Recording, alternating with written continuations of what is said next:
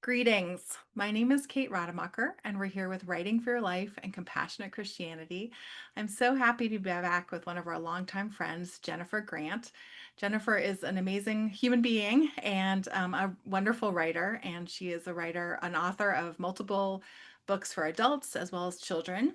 And today we are here to talk about her latest children's book, Consider the Birds. And I was really blessed to get a copy just today. So I read it a couple times and it's beautiful. Um, so welcome, Jennifer, and congratulations on your new book. It's really lovely, and I'm so excited to hear about it. Before we talk about your new book, maybe you can just start by introducing yourself, telling us a little bit about your background. I know some of our listeners know you well, but others who are new to your story, kind of how did you get into writing, and a little bit about sort of just your general background, and where you're coming from. Thanks again for And being here. of course, thank you for having me. Well, one place to start is to say that I've really loved working with Writing for Your Life over the years. And so I've been part of children's book conferences that we've had and workshops. And I've met a number of people who write for kids through this. So, hi to the people I've met before. Um, and my background is that I've always loved to read and to write. And I went in college, I studied English as well as anthropology. But then after college, I went to grad school and I got my master's degree in English and creative writing and critical theory. And at that point, I wondered about whether I wanted to go into, becoming an academic or did I want to have a professional writing career. And so I taught for 1 year at a community college in Dallas where I went to grad school. I went to SMU in Dallas, but I taught for 1 year and I loved it. I loved my students, and I realized that I wouldn't be able to do the writing that I wanted to do if I had a job like that. I found it completely exhausting. Even just teaching one class a day, I would come home and just lie on my bed and just feel completely spent. Whereas when I'm writing, I kind of feel the opposite. I feel like energized. So anyway, after that, I have held a number of different jobs as a writer or as an editor. And I don't know how to skim. I've written in corporate contexts for nonprofits, in public health, as you know, and really have always loved just being able to either take a piece of writing that needs to be polished or deepened or cleaned up. I love doing that kind of, thinking work as an editor. And I also love doing just creative work where I let my mind wander and try to come up with a story or a concept, or in the case of some of my books for kids that have spiritual content, I like thinking about complex theological issues and trying to see what would be ways to make them inviting or welcoming or interesting to children. And so, not to oversimplify them and not to dumb them down, but just to have kind of roads where kids might be able to be curious about the divine and find some literature that encourages them to think about God. So, um, anyway, so yeah, so at this point in my life, I split my time between editing. So I've got editorial clients, and I call myself in that context a developmental editor. So sometimes I'm working with someone who has an idea for a memoir or another kind of book, and they don't know where to begin. And so we, work together for months or even years on fine tuning the idea and then starting to develop a game plan for writing it. Sometimes I just do smaller jobs like critiques of picture book manuscripts or articles or whatever someone is working on, and they need someone to really kind of focus in, take the work seriously, and help them develop or clean up the book. So I love doing that, and then I also love having creative time just to work on other things and work on my own ideas. Awesome. Well, thank you for that summary. So tell us about your new book, Consider the Birds. How did this book come to be, and sort of what were you hoping to accomplish with it? Yeah, well, I had the idea. The first draft of it. This book has been on a very long runway. I had the idea for it in 2017, and it's funny because I was at a writing conference. It wasn't a Writing for Your Life one. It was a different one that's no longer being held, but it was in Michigan. And I had spoken, and I had spoken about memoir writing. I've written a few memoirs, and so in at writing conferences, often I am asked to write, to talk about how to structure or come up with a memoir that works. But I'd given my talk, and I was walking down the hall away from the classroom where I was, and I saw a little notice that said someone was giving a board book presentation. And I thought, oh, that's interesting. I wonder how that I had written already a picture book, but I thought, oh, I wonder like if board books, what's the specs around those? So I slipped into the back of that classroom, and and I was taking notes. And so it's funny, I still have the notebook that has all these notes. And at one point in it, I thought, oh, I want to write a board book. And this isn't a board book, obviously, it's a picture book. They chose to put it in this format. But I thought, oh, it could be, the person speaking was talking about how board books and books for young children, it's helpful to have educational elements. And so I started thinking about when my kids were little and how I used to teach them number sense and number relationships by pointing out birds on the bird feeder. So we had this big, huge tree in the middle of our backyard with a big bird feeder on it. And one bird would come and I'd say, oh, look, there's one bird. And then it would go away. Oh, there's no more birds, and so I feel like to some degree they learned their number sense and through that bird feeder. So I started thinking about that. I totally lost touch with whatever the person was talking about with the board books. But I started writing down, and part of the manuscript is exactly the same as it was sitting in that conference. But I thought it would be really cool to not only introduce number sense in this way, but it also points kids looking outside. I'm passionate about that, about not only children, but adults as well, spending time in nature. And so it kind of draws the reader or the listener's attention out to nature and teaches some basic counting. But also, I love birds. And I don't know about you, but I feel like everyone I know says, boy, the older I get, the more I'm obsessed with birds. And that's certainly true for me. But I've always been a bird lover. And so I thought, oh, I can introduce different common, at least here in the Chicago area, species of birds and varieties, and have good nature content in that um, the way they sound is really the way they really sound. And so, and the way they behave and the way they look and so on. So, so I thought, yeah, this could be an educational board book about birds and counting. And then I remembered really loving the verse "Consider the birds" when I was a kid, and I thought, what if it had a gentle spiritual message as well? So that's how, it's funny. I don't have this for other books that I've written, but I have in this little notebook that I was taking notes in at this conference, I have all my thoughts about this. And so it's funny because, when someone says, tell me about the origin of this book, it's often hard for me to remember, but I have it all written down. That's great.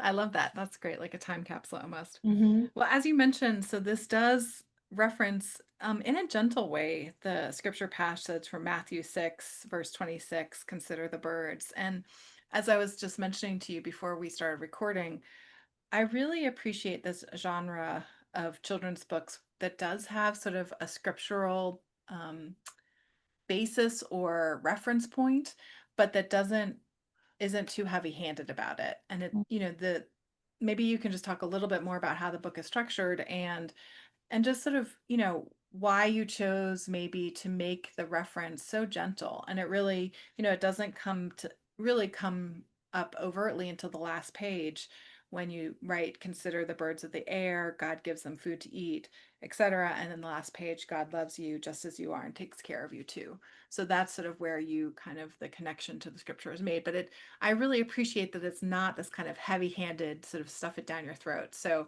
Right. I assume that was intentional, and maybe you can just speak to that a bit. Oh, totally. No, so I have four kids who are all now grown. They're all adults. But when they were little, and when I thought about providing them with or sharing books with them that had spiritual content, so often there was actually a Christian bookshop in where I lived, and I would sit and just look through book after book after book, and it was so heavy-handed. And so many of the messages seem to be promoting this idea that God is ashamed of you, or you've done something to stand in the way of God loving you, or you've disappointed your parents, or, there are all these kind of morality um, stories or texts that weren't about God's love, but really about like behave yourself, sort of, like you're going to get a lump of coal in your spiritual stocking if you don't, you know, tell the truth or obey your parents. And so I remembered that. I mean, I didn't often share Christian books with my kids for that reason, because those weren't messages about God that I wanted to promote with them. And so I have written, not all of my books for kids are Christian books, but I have written a number that have spiritual content.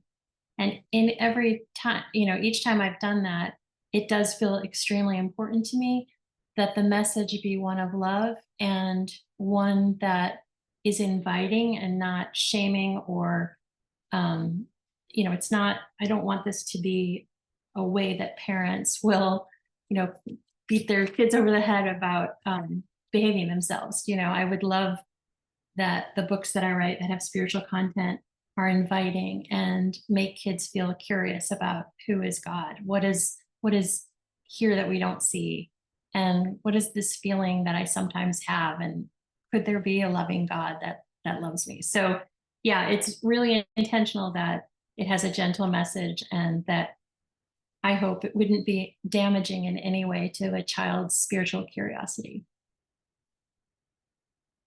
Well, that's great. Thank you for that so much. And, speaking though of morality and bad behavior, I did notice, and you mentioned it when we were talking earlier, that the blue jay, is called out for being stubborn and greedy and selfish and proud. And so he's kind of rascally as Mhm. he's kind of stealing the food. And so, I also, can you just talk a little bit about that character and what you were hoping to Yeah. sort of. No, that felt important to me too, because obviously, and I write other books, I've written other books about nature in other contexts, that both for kids and for adults. But I think it's a mistake to always present either creatures in nature or nature itself in this very like everything's perfect, the birds are lovely, but if you really watch birds, a blue jay will come in or other birds too, but scare away, other birds so that they can have the seed. And we do that too, and so do little kids. A little child will take away someone else's toy at the park, or whatever, and that is very normal and relatable, I think, behavior that a kid will recognize. And uh, I wanted to make the point that God cares for the blue jay too, just as the blue jay is, so the blue jay doesn't have to, be punished and doesn't get withheld food or water or a nest. That blue jay is just expressing itself in a very, you know, stubborn way. And I think a lot of kids do that. Well, and I think that's theological and meaningful too, right? Like we don't earn God's love, we're loved for who we are, as Right. you were saying. I also have to say I love the page where that it says, now they've all gone, each back to its nest. It's evening now, and the birds need their rest.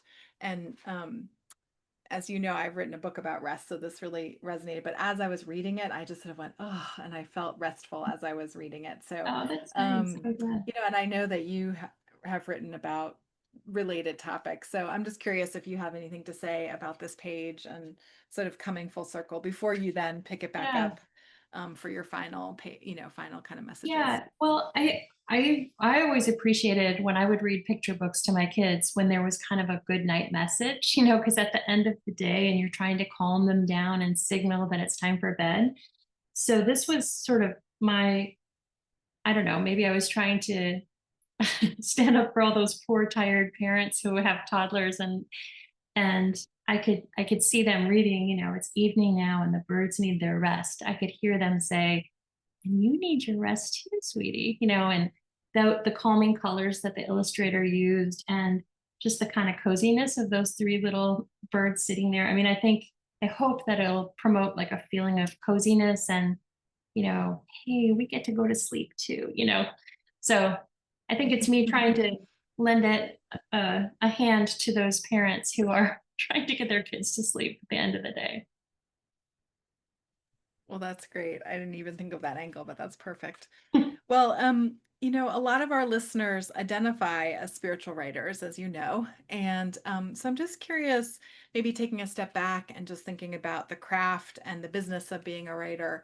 Um, a lot of folks are aspiring authors of children's books or emerging authors, and I'm curious if you have any advice that you like to give to people who are interested in writing children's books, including those that have Christian content or spiritual content. I'm Yeah, I'm sure. sure advice would be welcome. Thank you. Well, I do have some things that I often share with people, and just general words of advice. One is that one topic that I talk to people about is the fact that sometimes someone will send me a manuscript to be critiqued, and they'll say, "Now, I think it's really done. I think it's great because I read it to my grandchild and they loved it." And then when I look at the manuscript, I know for a number of reasons that an editor wouldn't want to acquire this book. And it's not that it's a terrible story or whatever, but there are certain expectations in the category of picture books that need to be met. And so things like the word count. So a picture book is always less than 1,000 words, usually closer to 500 words. I don't know how many words there are in this, but I would say low end. I mean, there's not a lot of words in it. And there's a reason for that. And that is that, it's such a recognizable category for children. If they pick up a book like this, they're not going to be expecting to be read for a half an hour. The story isn't going to last that long. So they'll get squirmy or they won't be what they expect. And so you're kind of delivering, just like if you went to a movie and you expected it to be 90 minutes long and it's 7 hours. You would be restless in your chair and you'd think, wait a minute, I wasn't, this is not what I signed up for. And so it's important to sort of meet the expectations of readers and of editors, obviously. So and also in that example of someone saying, it's a great book, it's perfect, and my child loves it. I know it's 2,000 words, but they sit still. But that's because, they love you, right? And that's the hard news I have to give to people is, I'm sure your child or your grandchild or your student loves it when you sit them on your lap and reads this story.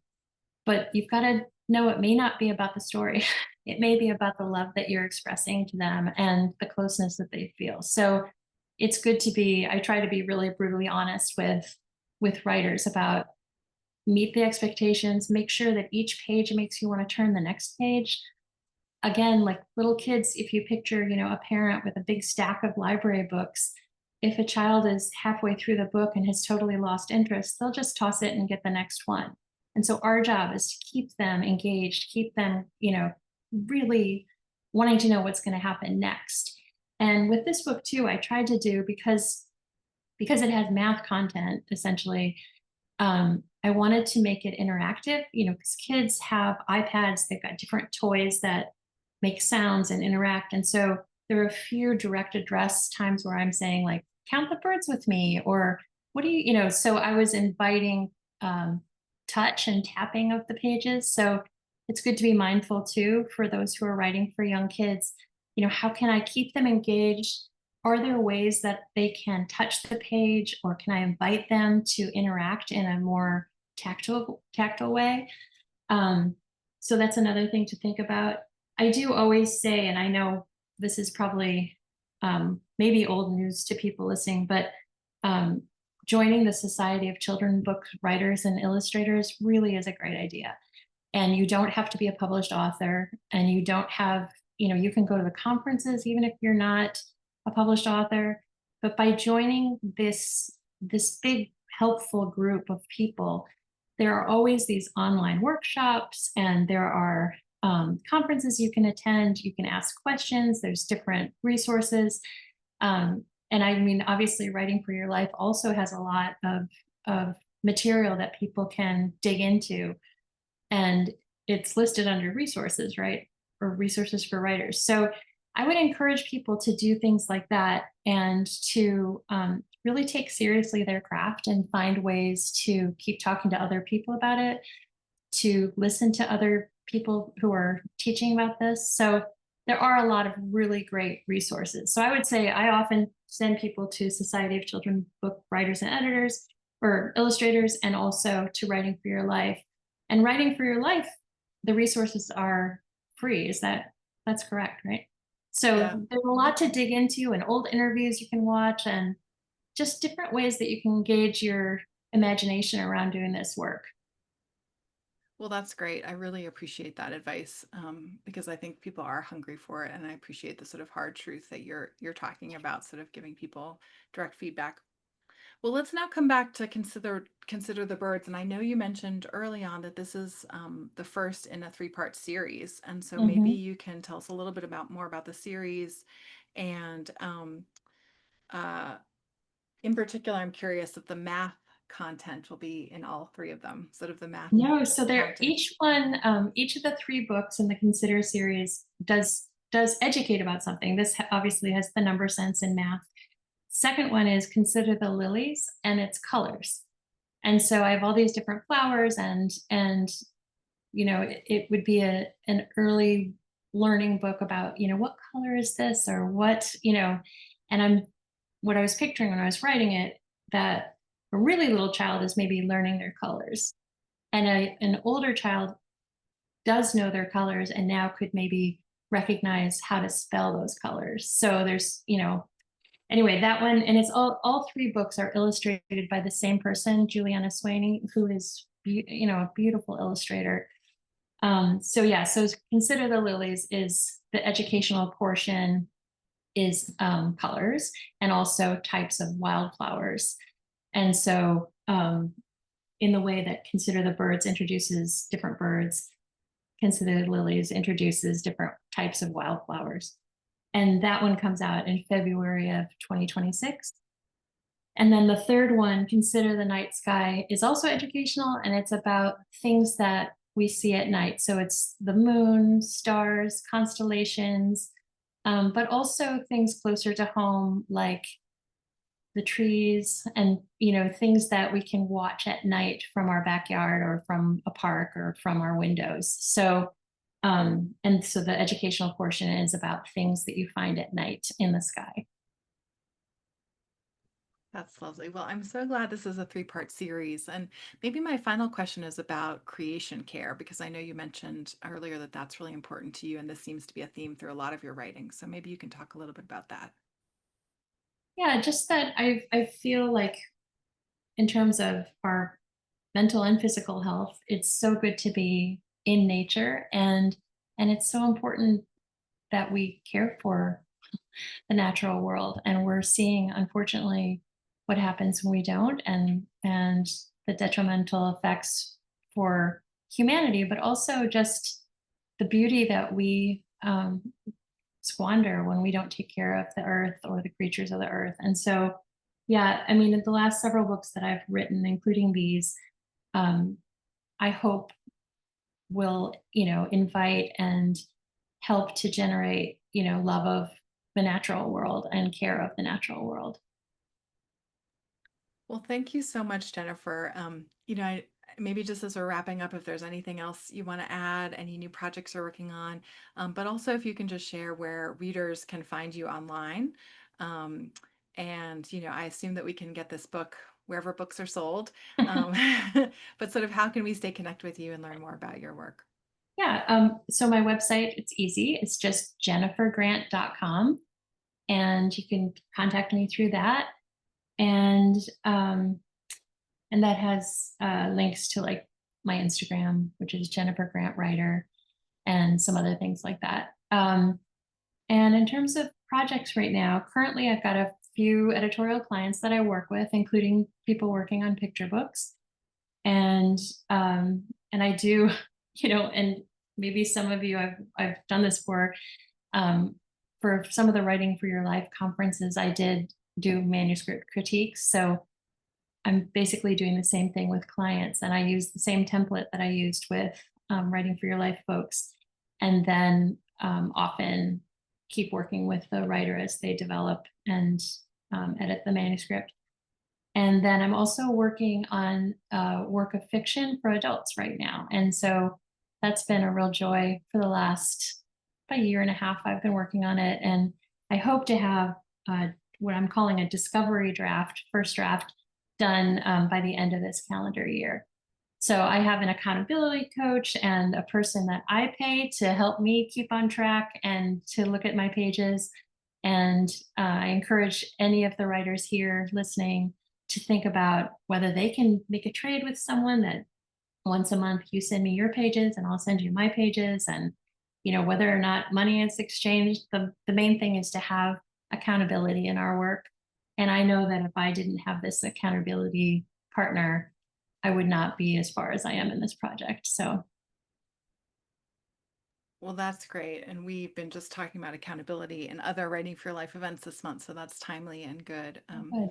Well, Jennifer, thank you so much. Again, you can find Jennifer at jennifergrant.com, and her newest book, Consider the Birds, is a lovely picture book, which includes math content. What's the phrase you use, Jennifer? Math awareness or number Oh, I awareness? don't know, like number sense or Yeah, number. number sense. Yeah, yeah. And also has a really gentle and sweet reference to the Matthew 6:26 line, consider the birds. So really appreciate this book and your gentle spirit in your writing and your inviting text and the beautiful illustrations you mentioned by Juliana Swanee. So congratulations on this book launch. Thank you for being Thank such a you. great friend of Writing for Life and friend to so many writers and encourager of so many. So grateful for you. Well, thank you. It was great to talk to you. Good. Keep us posted on what happens next with the book and with the series. Thank you. All right. Take care. Thanks again.